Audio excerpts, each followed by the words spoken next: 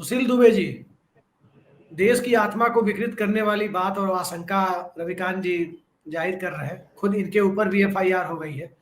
सबा नकवी जैसी वरिष्ठ पत्रकार के ऊपर एक बेसलेस एफआईआर करना, पैगंबर मोहम्मद साहब के ऊपर एक आपत्तिजनक टिप्पणी करना और हालात को 5-6 साल में, चाहे हिजाब हो, कब्रिस्तान शमशान की बात हो, हर तरह से कुछ ना कुछ ऐसी बातें करना जिसमें इस देश का सबसे बड़ा अल्पसंख्यक समुदाय है, उनके लोगों की भावनाएं आहत हो, जिसकी आबादी इस देश में 14% है। और आज नौबत यह है कि वो 14% आबादी जिस वक्त हम चर्चा कर रहे हैं सड़क पर है।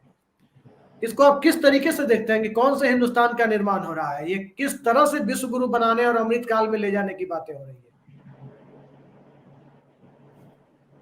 अभिषेक जी, आप मेरी आवाज आ रही है?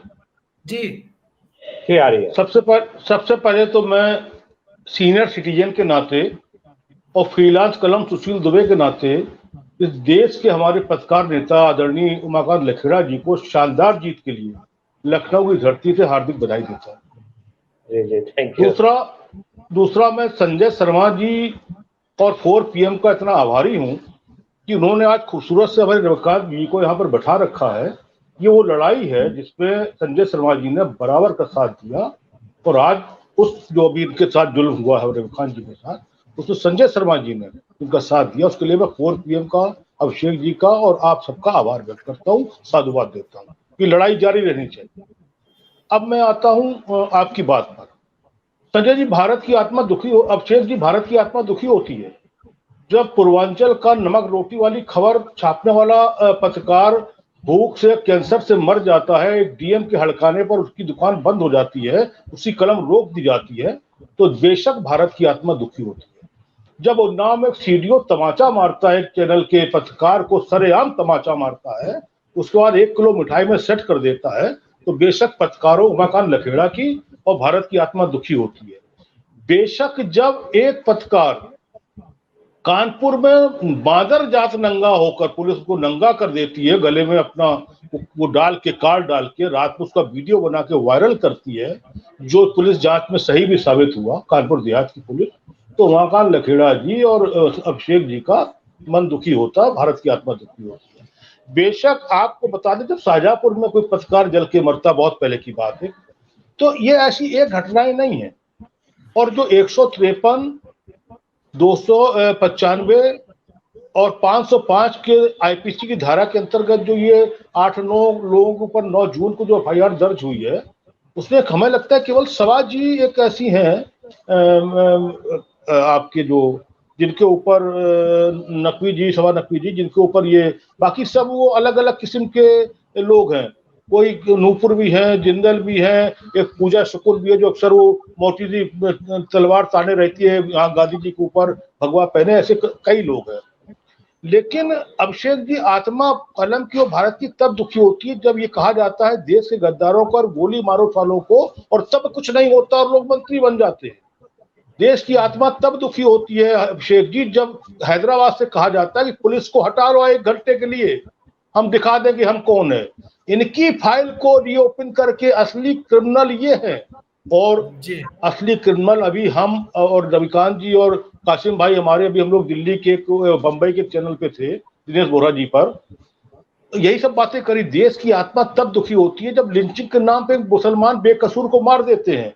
देश की आत्मा तब दुखी होती है अभिषेक जी जब जुमे के दिन, केवल जुमे के दिन ही क्यों, जुमे के दिन शाम की नमाज, दोपहर की नमाज पर पत्थर लेके उस पाक मस्जिद पे, उस पाक जगह पर जहां पर खुदा का घर है, जहां पैगंबर का घर है, जहां भगवान का घर है, वहां से आप निकलते हो बाहर हाय हाय करते चले जाते हैं। आपकी जुमे की नमाज पे ही क्यों पुलिस वालों को पसीना आता है, तब भारत की आत्मा और कलम की आत्मा दुखी होती है। जब हिंदू खड़ा होकर कहता है कि हिंदुस्तान खतरे में है, मुसलमान इस देश में अल्पसंख्यक नहीं है, अभी कासिम भाई ने कहा, आदरणीय लखेड़ा साहब, मुसलमान इस देश में अल्पसंख्यक नहीं, जिस दिन ये कंबल उतार देगा, ये नमक से भींगा हुआ कंबल जिस दिन वो उतार देगा कि वो माइनॉरिटी में है, वो मेजॉरिटी में है, वो मिनॉरिटी में है, उस दिन आधी समस्याएं इस देश की खत्म हो जाएंगी, मुसलमानों की समस्याएं खत्म हो जाएंगी। जैन अल्पसंख्यक है, सिख अल्पसंख्यक है, बौद्ध अल्पसंख्यक है, पारसी अल्पसंख्यक है, आदिवासी अल्पसंख्यक है, मुसलमान नहीं है, विश्व की बड़ी आबादी है, बेवजह उसी को लिए रोते रहते हैं। लेकिन देश को कष्ट तब होता है जब देश की इतनी बड़ी आबादी अपने अस्तित्व के खतरे के लिए जुमे की नमाज को पत्थर लेके निकलती है, जबकि इस निजाम, जो इस निजाम के प्रधानमंत्री हैं, जो इस निजाम के मुख्यमंत्री हैं, जो इस निजाम के जिम्मेदार हैं, उनको मुसलमानों को इस देश की बहबूदी के लिए, खुशहाली के लिए और सवा नकवी से पत्रकारों की सुरक्षा के लिए आगे बढ़ के गले लगाना चाहिए, तब देश की आत्मा खुश होगी। आप बताइए रहमानी जिम्मेदार नहीं है? वो सब वो जो चैनल की वो कासिम भाई कौन एंकर थी, अरे वो अरे जिसमें डिबेट चल रही है, डिबेट मैंने देखी है, नवका जी, वो जिम्मेदार नहीं है? इतनी उत्तेजना क्यों पैदा करी? रहमानी के खिलाफ एफआईआर क्यों नहीं है? दूसरी बात अभिषेक जी, सुभाष चंद्रा हार चुके हैं, प्रमोद तिवारी जीत गए हैं। सुभाष चंद्रा डीएनए वाले हार चुके हैं। हाँ जी बताइए। ये कह रहे हैं कि जिनकी बात आप कह रहे हैं नविका कुमार की भी ड्यू रिस्पेक्ट में कहना, वो भी हमारी पत्रकार बिरादरी से ही आती है। जिस समय कंगना रनौत ने 2014 में आजादी मिलने की बात की थी, वो उन्हीं के शो में कही थी और वो चुपचाप बैठ के हंस रही थी। सुशील दुबे जी, क्या सिस्टम वैसे ही चलेगा? क्या गोदी मीडिया ही असली मीडिया है? क्या सत्ता बदलने के बाद भी ये सिस्टम ऐसे ही प्रिवेल करेगा क्या? क्योंकि जब भी कहा जाता है कि कोई नई संस्कृति का विकास होता है, तो आने वाली पीढ़ियां या दूसरी सरकारें जो होती है वो भी उसको उससे ज्यादा तेज रफ्तार से फॉलो करती है। तो क्या यह मान लिया जाना चाहिए कि जिस ढर्रे पे नरेंद्र मोदी ने या इस सरकार ने इस देश को धकेल दिया है कि मीडिया कंट्रोल मीडिया, प्रतिबद्ध मीडिया, ब्यूरोक्रेसी पूरी तरह से प्रतिबद्ध, पूरा सिस्टम प्रतिबद्ध, तो आगे क्या मान लिया जाए कि भविष्य में, मैं काल्पनिक सवाल कर रहा हूं कि भविष्य में यदि मान ले कांग्रेस या थर्ड फ्रंट की सरकार आ जाए तो उनकी भी अपनी गोदी मीडिया होगी, उनके भी अपने आदमी बीसीसीआई के सेक्रेटरी और प्रेसिडेंट बन के बैठेंगे, उनके भी अपने लोग होंगे ऐसी जगह पे जो राम मंदिर जी जैसा जजमेंट निकाल सके, उनके भी ऐसे लोग होंगे जो 370 धारा को संवैधानिक नजरिए से ना देख सीधे सीधे 5 अगस्त 19 की एक्सरसाइज को एक झटके में खारिज कर देंगे। आप म्यूट हैं। अभिषेक जी बिल्कुल ऐसा ही होगा। आप सोनिया जी और मनमोहन सिंह जी बहुत दुखी होंगे इस समय, बड़ा अफसोस कर रहे होंगे, अपने आप पे लानतें भेज रहे होंगे कि 10 साल सत्ता में रहे, एक 4 पन्ने का अखबार अपना हेराल्ड और वो कौमी खबरें नहीं बना पाए, नवजीवन नहीं बना पाए। यहाँ देखिए पूरा का पूरा 80% मीडिया ही भाई लेके उड़ गए, सब गोदी मीडिया नाम पड़ गया। तो शहद तो चटाई दिया इन लोगों ने। अब आइए, 6 महीने तक एक पत्रकार खाली ड्रग्स मांगता रहा, मुझे ड्रग्स दो, मुझे ड्रग्स दो, मुझे ड्रग्स दो, और उसकी फैन फॉलोइंग गजब। वो पागल चिल्लाते चिल्लाते मुझे ड्रग्स दो, और उसको कितना बड़ा पत्रकार देश ने बना दिया। उसके साथ लोग खड़े हो गए, जैसे नूपुर साथ खड़े हैं वैसे उसके साथ खड़े हो गए कि अरे इससे बड़ा पत्रकार हिंदुत्व का कौन।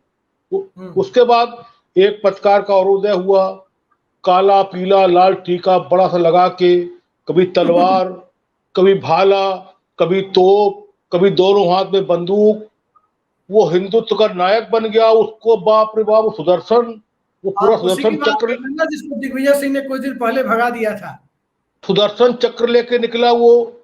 अब उसको बाप रे बाप, हिंदुस्तान के पत्रकार उसको सरमाथे बिठा लिए, चौहान को। अब ये पत्रकार, अब इसके बाद आगे आइए तो जोधपुर में भी 3 पद, चित्रा त्रिपाठी, दीपक चौरसिया, एक सज्जन और अभी एक कोर्ट में कल ही परसों निकल के मुंह छुपा के भाग रहे थे।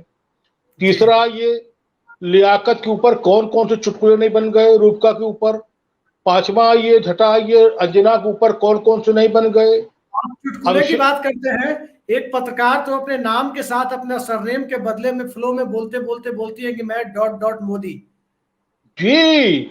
अरे भाई वो 8 यार्ड में 4-5 पत्रकार मोदी जी के साथ समुद्र में टहल तो रहे, वो तो देश सबने देखा है ना। तो अब वो जूनियर मोदी है कि सीनियर मोदी है, जो चाहे नाम लिख दे, रुतबा, संपन्नता, रुपए और सारे ऐश्वर्य और वैभव जब मिलने लगते हैं तो वो फिर वो गोदी विजयी हो जाता है। जिस देश में एक ऐसे पत्रकार भी है सुशील दुबे जी, एक ऐसे पत्रकार भी हैं जिनको मैंने खुद देखा था कि जिस वक्त सुशांत सिंह राजपूत का वो कथित सुसाइड का मामला सामने आया था, उस दौर में लगातार कई महीनों तक उनकी भाषा शैली देखकर हम पत्रकारों को शर्म आती थी।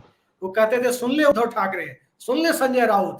और एक बार जब लाल घर का दर्शन करा दिया उद्धव ठाकरे ने, तब वो संजय राउत जी हो गए, तब वो उद्धव ठाकरे जी। शर्म आनी चाहिए देश के कलमकार पत्रकारों को। जिस देश में इलेक्ट्रॉनिक चैनल में ये तय हो जाए कि सही खबर देखनी है तो रवीश जी को देखो, और फर्जी खबर देखनी है तो सुधीर तिहाड़ी को देखो। जहां पर ये बाइफरकेशन हो जाए, जहां पर ये पाकिस्तान हिंदुस्तान का ये विभाजन हो जाए, जहां पर हिंदू मुस्लिम की ये भावना हो जाए पत्रकारों के बीच में, वहां पर काहे का पत्रकार और काहे की पत्रकारिता। अभी अब शेख जी आपको याद होगा, समीर भाई को याद होगा, और ये कासिम भाई को याद होगा। अभी हमारे योगी जी दोबारा सीएम बने, अच्छे बहुमत से जीते, शानदार काम कर रहे हैं, लेकिन दूसरे तीसरे कैसे लाइन लगा के कुछ पत्रकारों खलीफा नेताओं ने और कुछ पत्रकार अधिकारियों ने कैसे लाइन लगा के ऐसे धक्का दे दे के लाइन से मिलवाया। अरे पत्रकार लोगों के लिए एनेक्सी में पत्रकार भवन वो बना हुआ, हाल बना हुआ है। अरे भाई आप टाइम लेते, उत्तर प्रदेश मानता प्राप्त एक संस्था भी है, क्वेश्चन मार्क करके एक संस्था भी है, उसके अध्यक्ष भी है, उसके सचिव भी है।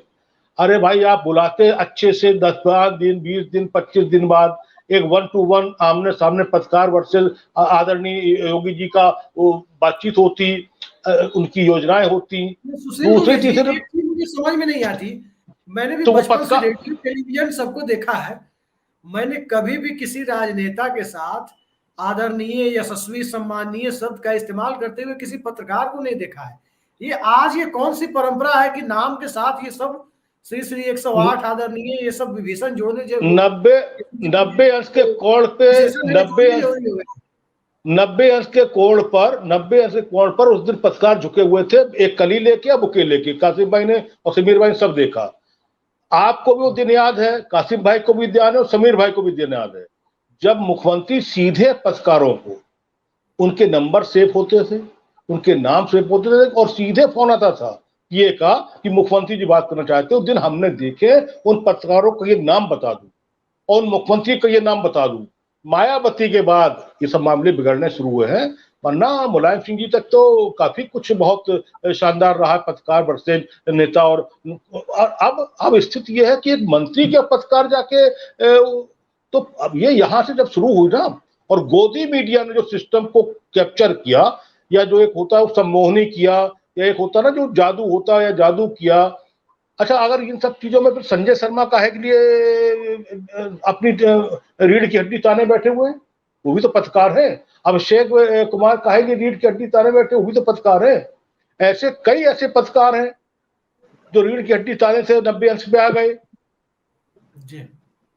हाँ वो भी पत्रकार नहीं, ही शब्द हटा दी, वो ही पत्रकार, बाकी पत्तलकार। मैंने कहा ना, पत्तलकार चाटुकार। जो आदमी ड्रग्स मांगता हो, जो आदमी बंदूक लिए तलवार लिए रहता है, उसको हम पत्रकार की एक निशानी होती कलम। कलम की जगह पर आप देखिए, और हिंदुस्तान का पत्रकारों और पत्रकारों का गिरोह, पत्रकारों का संगठन उनको पत्रकार मार रहे हैं, उनको इज्जत बख्श रहे हैं। सुशील दुबे जी